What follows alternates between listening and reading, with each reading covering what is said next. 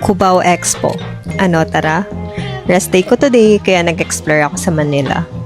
Pumunta ako dito sa Cubao Expo. Nag-ikot-ikot ako sa mga vintage shop and nakita ko nga yung best of luck. So, umorder ako dito ng food. At first, I ordered their chicken feet, which is my favorite. Pa ng chicken feet, favorite ko talaga. Inihaw, steam, adobo, or fried. Favorite ko yan.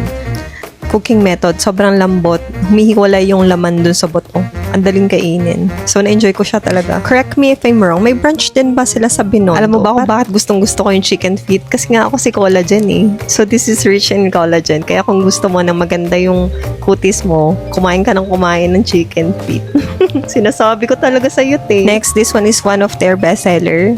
The salted egg fried chicken. Masarap siya, marami.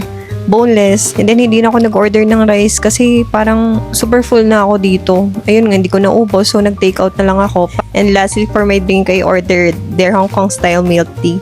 Masarap, hindi siya sobrang tamis. Pero, alam mo yun, it reminds me of my childhood. Like, yung banana con yelo, masarap. By the way, up and down yung restaurant, merong alfresco sa taas and indoor dining. Tapos sa baba, alfresco din. I've waited for 20 minutes pala for their queuing for reservation. They're accepting bookings through online and walk-in. So, expect nyo na medyo matagal. So, masusulit nyo naman since masarap yung food. Ayun lang, uwi na ako. Reminder lang, don't forget to smile.